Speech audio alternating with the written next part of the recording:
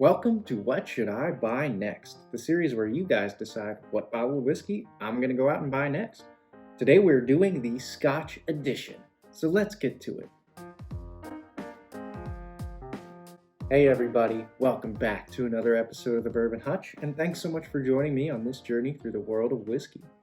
So that's right, we are finally tackling a little bit of the world of Scotch whiskey. In this world of Scotch whiskey, I'll admit I'm pretty much a total beginner, a total noob, and I need your guys' help to decide where to turn next. This is going to be a little bit simpler and quicker than other videos I've done in this series because I've basically only tried one or two Scotches and only own one bottle of Scotch.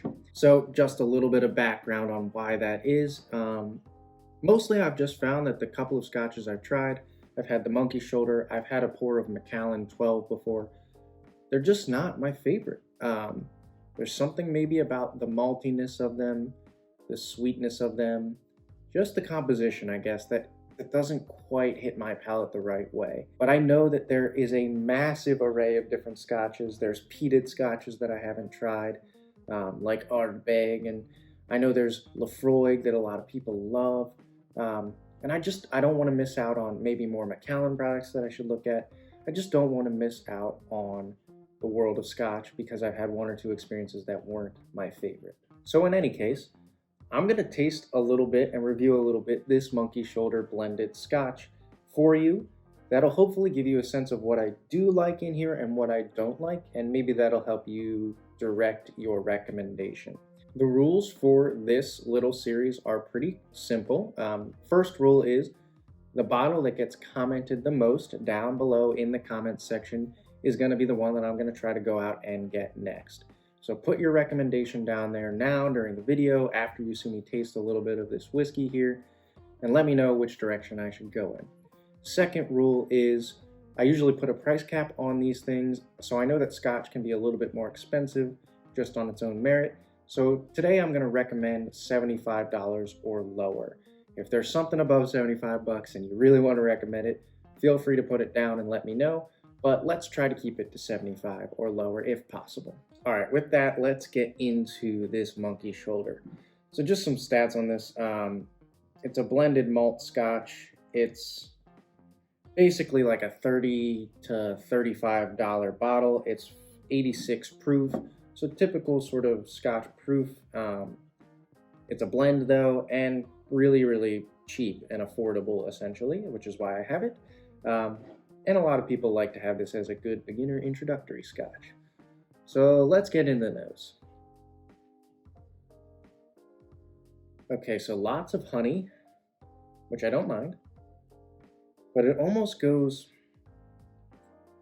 I always say like honeysuckle sweetness, like this almost sickly sweet nectar. If I've never had nectar, I don't know, little hummingbirds go in and peck out the nectar from flowers, but it almost has that like floral nectar-y quality to it. And then maybe there's like a berries and cream kind of thing sitting underneath that, but for me it does almost get overwhelmed by that like honeysuckle nectar sweetness. But let's dig into the palate here and evaluate that. Cheers, everybody.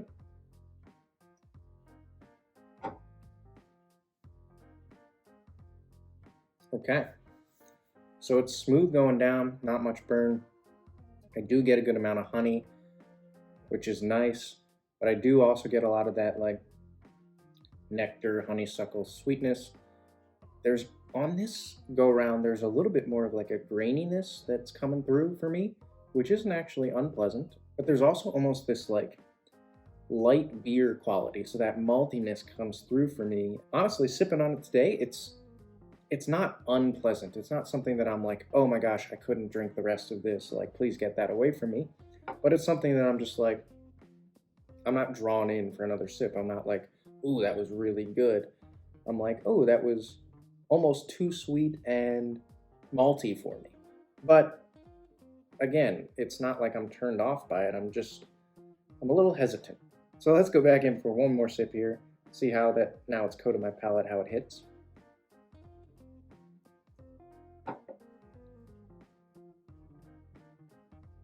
Yeah. Again, it's sort of a quick experience. There's that berries and cream note very lightly in there now, but a lot of that honey, a lot of that floral nectar, honeysuckle kind of sweetness for me.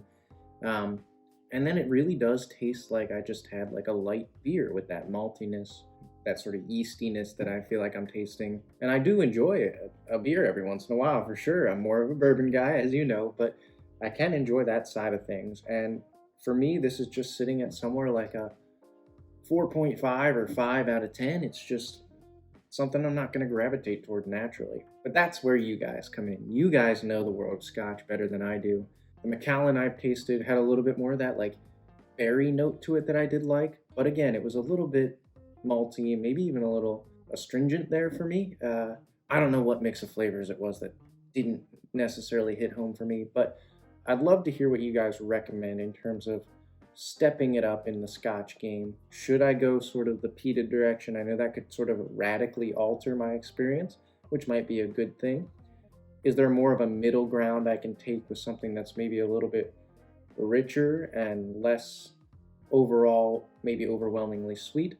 Or is there something more traditional Scotch that you guys think just represents Scotch better than, say, Monkey Shoulder does, that I can dip my toes in and try out first? Overall here, guys, I'm really relying on you on this one. I don't have much of a direction I want to go in particular. I'd love to hear all of your thoughts on it. And again, this is really about, I don't want to leave Scotch off the table completely. I don't want to let a couple of not stellar experiences derail me from exploring more Scotch.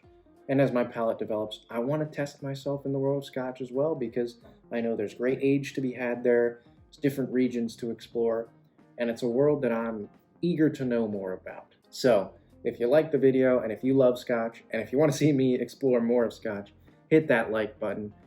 Also hit that subscribe button if you're liking all the content coming out of the channel. Really helps me know what specific kind of content to keep creating for you guys. Comment down below what Scotch you think I should go after next.